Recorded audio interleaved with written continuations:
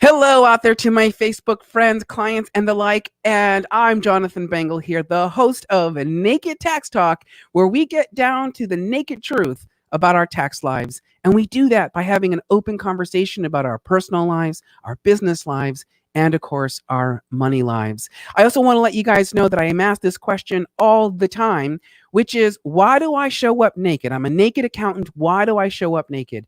And the reason why I do this is because this is one way in which I know that we cultivate courage, because there's nothing more like being vulnerable, being powerful, and being strong than letting you be you. And in my case, I hate wearing clothes anyways, so this is a beautiful platform to do that in. Am I right? Am I right?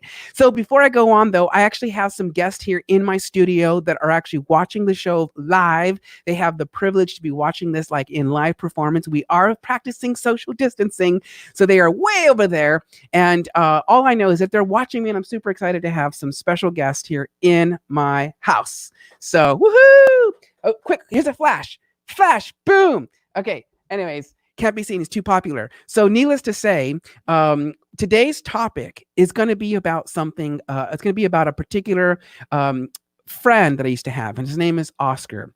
And Oscar was this roach, that like a full-on like household roach, that moved into my house a few years ago. He subsequently moved out.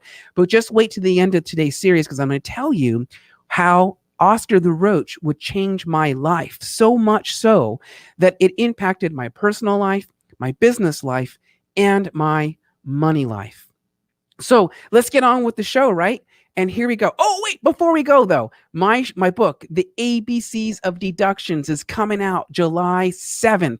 99 cents, people, July 7th. I think it's 11 a.m. Eastern time is when it goes on sale for a short period of time. And the goal here is to get people to get this book, because here's what this book's going to do for you as an entrepreneur.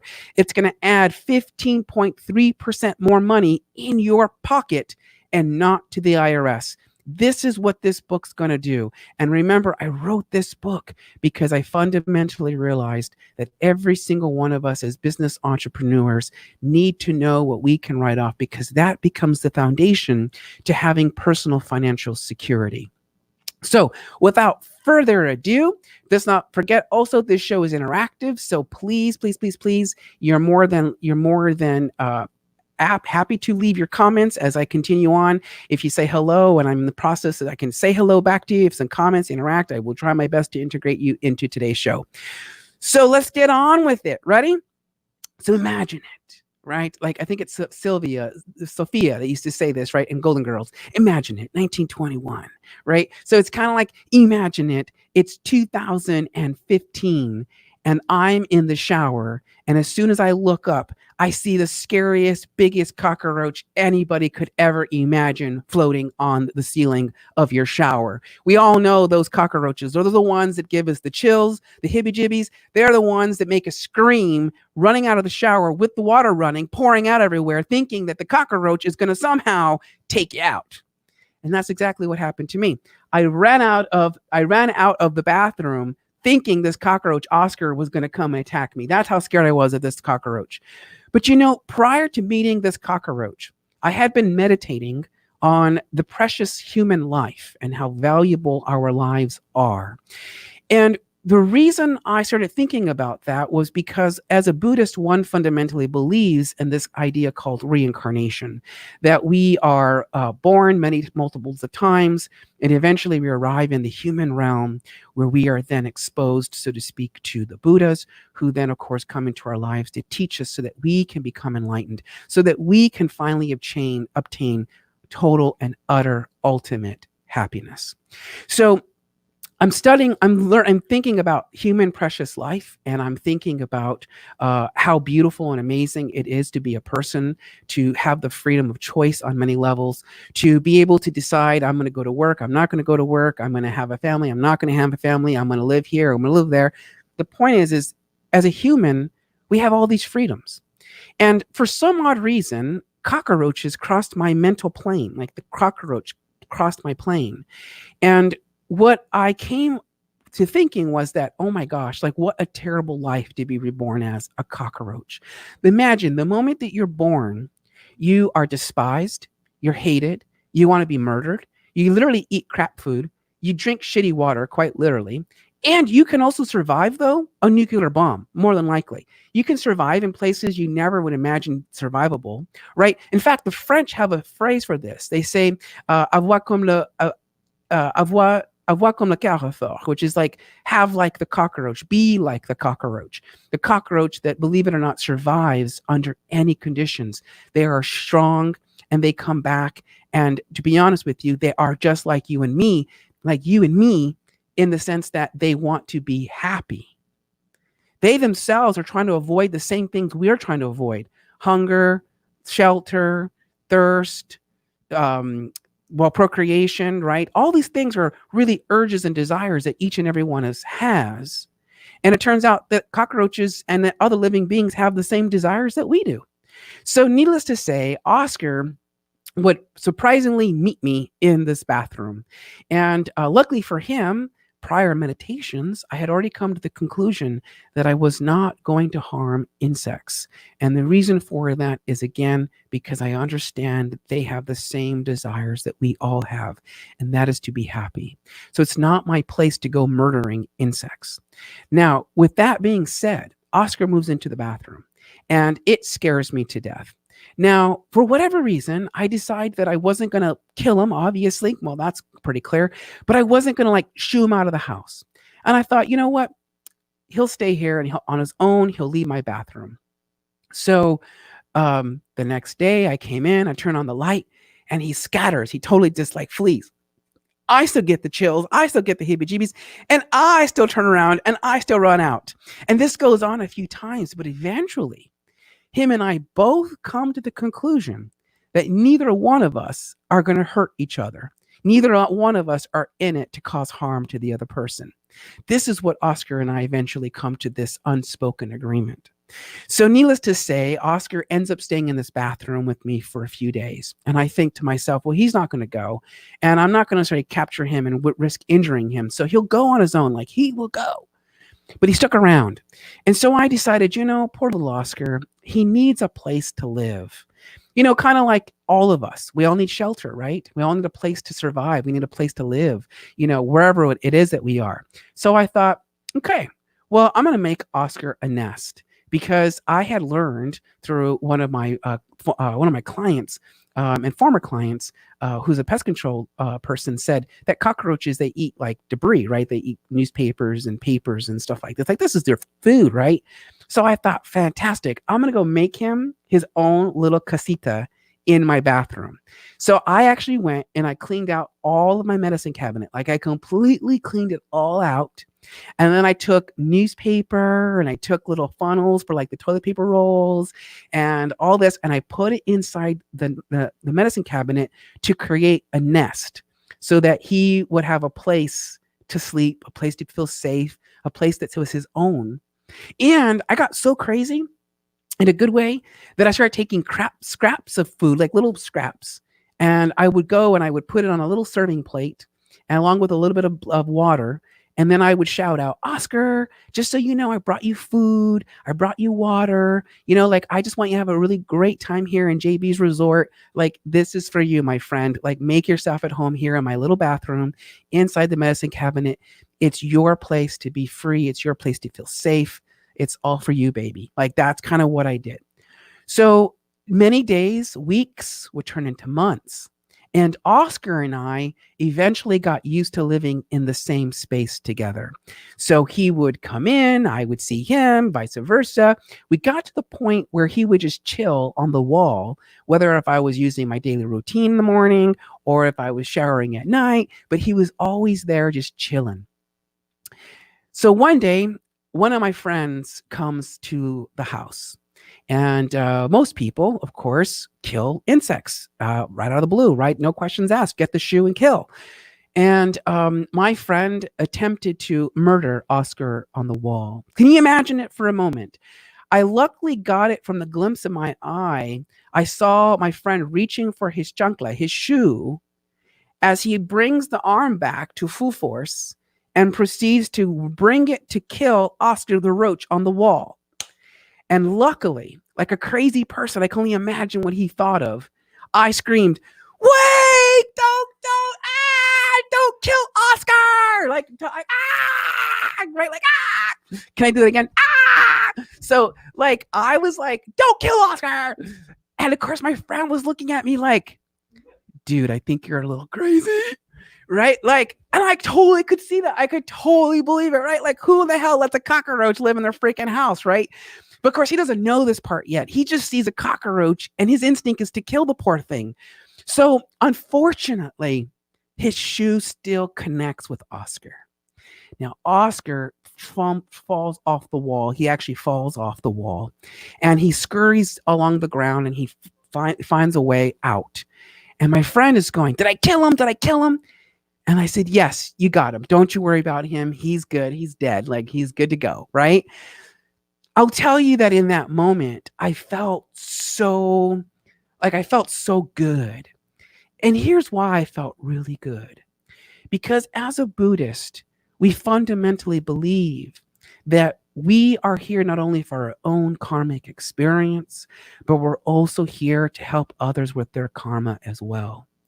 And what I mean by this is that when we kill an innocent life, like a cockroach, a fly, a mosquito, a person, an animal, we are essentially adding to our negative karma that eventually down our future lives, or even in this lifetime, but more likely the future lives, that negative karmic imprint that we committed by murdering innocent insects, animals, and people will eventually ripen as negative karma.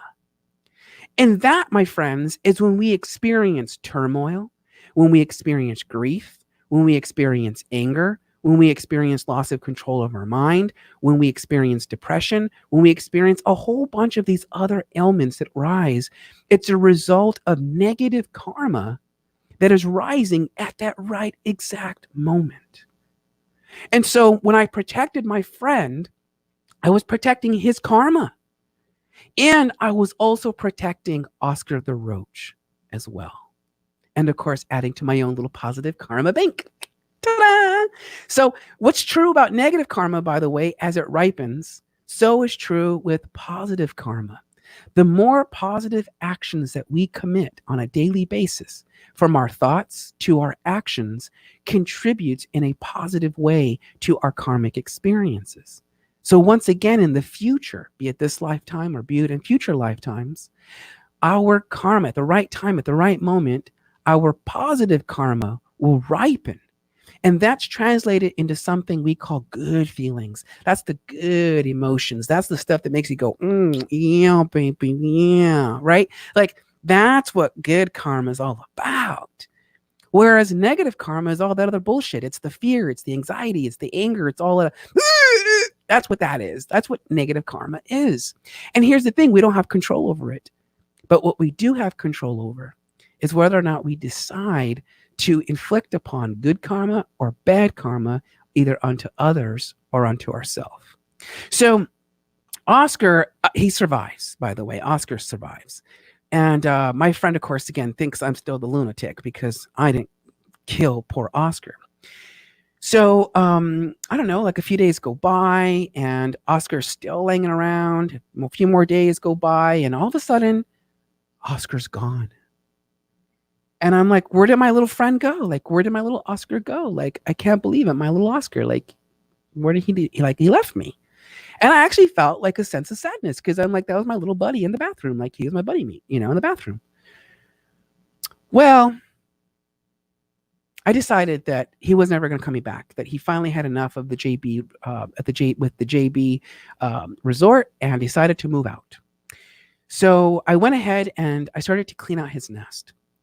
And when I was cleaning out his nest, what I found was a whole entire nest full of, are you ready?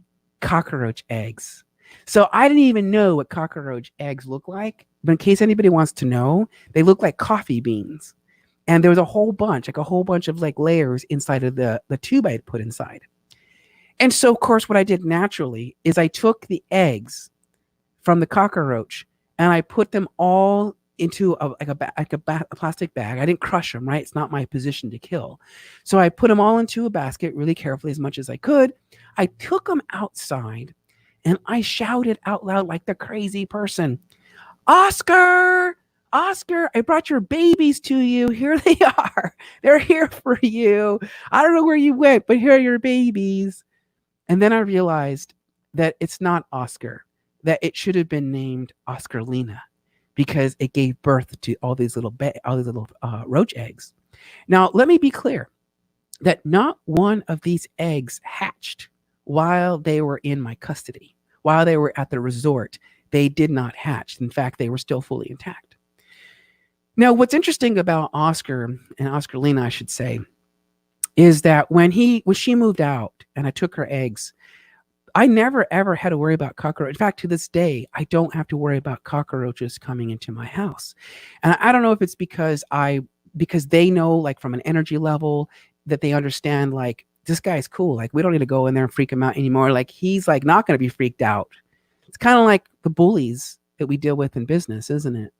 It's kind of like the bullies we deal with in real life, isn't it?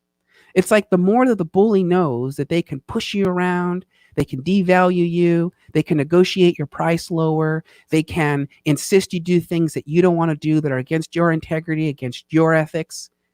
That's like that.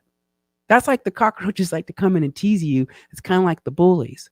But just like with the cockroach community and the bullies, they finally come to understand that they can't push you around. They can't get under your skin anymore and scare you for no basis at all. What that does for us is it gives us the power and the confidence to stand firm in our beliefs. And this is what Oscar taught me. He taught me wisdom. He taught me that there is this thing called wisdom. You know, if I say it like this, on this hand here resides all of the good things that we do in our lives. The giving, the kindness, the love, the contributions to society in a positive way. You name it. All these positive things right here reside all of that. On this side of the hand right here resides this thing called wisdom. Wisdom is kind of like a brake check. It like checks, like it makes sure you're not going crazy over here. Because here's why. In the story of Oscar, I literally gave her, Oscar Lena, but I actually gave him, Oscar, I gave him a place to live, a cockroach. Not even realizing that it was a female and that it had the capacity to lay like 1 million eggs in my house and give me a cockroach infestation. For the record, that did not happen. But you see, I was so enthralled with wanting to give Oscar a place to live, shelter, food, clothing, you name it. I wanted to give everything to him. I was giving out of this hand like nobody's business. I was just giving it away without realizing that there was a consequence to this, which could have been a cockroach infestation. So wisdom here now teaches me, which by the way we call lessons, we call experience, taught me now that if I keep giving away everything on my back, eventually I will have nothing. I will be the one who's truly suffering at the end of the day. So all I can do is use wisdom that says you can contribute, you can help, you can be loving, you can be kindful, you can be thoughtful, you can be all of these beautiful things, but you can't just give it all. Believe it or not, you have to use wisdom to put a brake on it. Because just like with Oscar, if I just kept giving him everything and left the nest there, still thinking he was coming back, let's just say, I could have had a cockroach infestation. Wisdom is very powerful because wisdom, the use of wisdom, allows us to tap into our experiences, which then allows us to always ask this question after every event in our lives. Sometimes we don't even know why the event is happening, but while it's happening, especially post the event, the question is always, what is the lesson I should have learned from this? What am I supposed to have learned by the actions that I took? You know, it could be, for example, like anger, right? Someone says the wrong thing to you, and so you turn around and you bite back. Someone steals your money and you shoot them. Someone sleeps with your wife or your husband and you shoot them, right? The point is that you have a choice here. But here's the thing. Wisdom teaches us. Wisdom kicks in and goes, last time when you got mad and you killed somebody, you end up in prison, right? That's in theory, right? Or a simple thing. The last time someone stole, like unfortunately in my brother's case, someone stole some of his tools. If he had gone back and did some like hardcore, like beat you up kind of thing, his consequences could very well be like the law. It could be other things, right? Or it could even be things like, for example, your parents telling you you can't go out tonight, and then you sneak out and then you get busted, right? So wisdom is the controller. It's what steps in, it's what kicks in and stops us from doing other crazy shit, from going way over the top. That helps us entrepreneurs. You see, Oscar taught me on a personal level how important it is to recognize that it's okay to give, it's okay to be nice, it's okay to have kindness, it's okay. But we have to use wisdom. As an entrepreneur, Oscar taught me that if someone is experiencing a tax traumatic experience, meaning they have not filed their taxes in 10 years and the IRS is finally caught up, and now they want $500,000 in taxes. What this has taught me is that the person coming into my office almost all the time wants me to do it for free, or they want me to do it for a very, very, very, very low price. And here's the thing. I did not tell this person to not file their tax returns for the past 10 years. I did not tell this person to ignore all the IRS letters that came in the mail. I did not tell this person how they should live their life. So it's not my responsibility to do it for free. It's not my responsibility to basically enable them so they can continue to do the same thing over and over again. But what I can do is I can support them. I can help them, which is what happened in this recent case I dealt with. I can do that. I can support them and I can help them through it, to stop it, to have the conversation about why they didn't pay for 10 years, which we, of course, we discovered later why, to why they ignored the letters. Because why? Because most taxpayers fear the IRS. They are so afraid that when they see a letter with the word IRS on it, they throw it in the trash, they hide it in the blankets, they do something with it, but they never engage. So the result here, of course, was that they paid me to get them out of a $500,000 jam. And you ask, what did the government settle for? Exactly $0. That's all they had to pay the IRS. Nothing. But they still had to invest in themselves. And how did they do that? By investing with me to get them out of that trouble. You see, on the money side of my life, what Oscar taught me is that when I see people in need, then my first gut reaction is to reach into my wallet and take out everything I have and give it to them. My initial gut reaction is to go out and say, here, have my house, have my cars, have everything from me. Please take it from me. Why? Because I know what it's like to be in that position. I know what it's like to be in a position where I don't know what I'm going to eat. I know what it's like to be in a position that I have hand-me-down clothing. I also know what it's like to have the same clothing and having to sew patches on it. I also know what it's like to be down on your luck. I know what that's like. And so naturally, I want to just throw everything out there. But Oscar taught me that if I throw everything out there, then how can I continue to be of support and to help for those that need it? From a monetary standpoint, what we see is that the money, in my case, it actually increased. The moment I start to use wisdom, the money increased.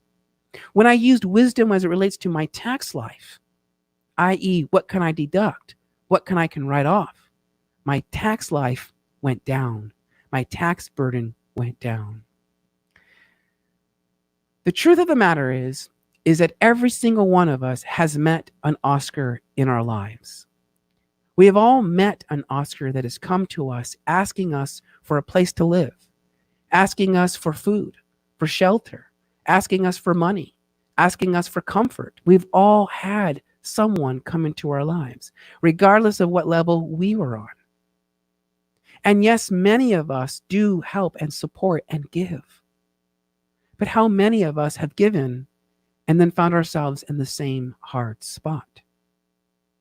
Wisdom helps us to prevent us. Wisdom doesn't say no. Wisdom doesn't say shut the door and say toodles noodles, good luck with your life.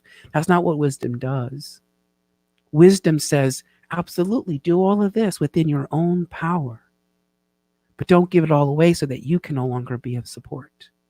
It kind of reminds me of, when I would fly a lot. It's back in the day, right? Pre-COVID. And, you get on the airplane and the first thing, well, not one of the first things, but one of the first things they tell you before the airplane leaves, right? For those of us that pay attention, so to speak, right? Which is, are you ready? It's the face mask, right? In case we lose oxygen, you will notice the bag will pop out from the ceiling. Please put the mask over your face and then the person next to you. Help them if they need it. The instructions aren't help your seatmate first, put their mask on, and then put your mask on. That's not the instructions. The instructions are put an oxygen mask on you first, and then help your fellow partner. That's what wisdom is about. Wisdom is about saying, listen, you need that oxygen mask first. Put it on you first. Especially if you know that you have the intent on being supportive and helpful and caring and giving and all of that for the purpose of others' happiness. Then by all means, be the first to put that mask on, and then someone else. So with that in mind, today's series was Oscar the Roach, Cockroaches, and Teaching Me Wisdom. What I will say is that could Oscar have been a write-off? And I wish he could have been a dependent. If he was a dependent, which he's not for all purposes, but let's play around here with taxes for a little bit. If he was a dependent, he would have had to have lived in my bathroom for at least 6 months. I would have had to have provided him at least 50% of his support, meaning I had to pay for his rent, his mortgage, I had to pay for the roof over his head, the utilities, the food, the water, you name it. I would have to provide everything for this little thing in order for him to be a dependent. But let's be real. This is a joke. It's not for reals. But that's what it means to be a dependent on someone's tax return. You often have to look at all the facts and circumstances around someone being a dependent in your life. Unfortunately, I didn't have a business purpose for a cockroach as something in my business. But if you were an insect collector and you liked to collect cockroaches and you bought cockroach parts or the insect itself so that you could have it on display case, then you may have a business-related deduction. But for the most part, most of us don't have a use for a cockroach. So therefore, they're not really deductible and they're not a dependent. So in closing, this is a short episode for today, but if you've enjoyed today's show, you are a fan of mine, please do me the favor and hit the subscribe button below, hit the alert button. I'm not sure what side it goes on, but I'm going to do this. Hit the alert button. And then that way you can help me to support me to get to 100 subscribers. That's what I'm shooting for. For the 50 of you that have already subscribed, all day long. Thank you so much for all of your support. It's such a blessing. And thank you. Last but not least, if you'd like to be a guest on my show, you have something that you can contribute to all of us. Let's Get Naked at nakedtaxtalk.com. If you'd like to inquire a little bit more about, how we can help you with your taxes, shoot an email. Let's Get Naked at nakedtaxtalk.com. Last but not least, if you'd like to meet Censorbot, that's my virtual employee. He will take you through a virtual spa experience where you will figure out what type of tax personality type you are as it relates to your taxes. There are 4 types. You might be naked, just like me, which basically says, as long as someone's doing my taxes, good to go. Maybe you are a bring your own bathrobe. That's the kind of person that says, can you just show me what kind of percentages you're talking about and how much money you're going to save me? Because I am thinking about my taxes for tomorrow. Maybe you bring a big fluffy bathrobe and that person says, please help me with everything. I really don't know. I'm just too afraid. And they really need a champion in their side. That's me. And of course, the fourth type is what I call the utility bathrobe. And the utility bathrobe is somebody who is going to say, yeah, so I heard about Section 199A, and I think I qualify for that deduction. But what's throwing me for a loop is 1.1436 regulation on the code. I don't know what that's about, but I know I got a deduction. That person just really believes that they could do it themselves. And that's a great thing. Every one of these four types of personalities has an amazing positive outcome. And of course, they have their own struggles. So if you take the quiz with CensorBot, he will tell you your results at the end. And that's the start also to figuring out who we are in terms of our tax lives. So I encourage you to meet CensorBot if you've not already done it. And you text the word "Let's Get Naked," all one word, to 555-888. You get to meet CensorBot. And as we get more savvy on my end, you'll get more updates, especially like on my new book. Speaking of the book, gents and ladies and everybody else out there, there is only 7 more. Well, as of tonight, there's going to be only 6 more days before the official launch of the ABCs of Deductions, an entrepreneur's guide to write-offs. And here's the dealio, Emilio. I know for a fact that if you are an entrepreneur, it's going to save you 15.3%. You're going to be able to make more money and pay less taxes. So that's exactly what you're going to be able to do. You're going to get your hands on this book.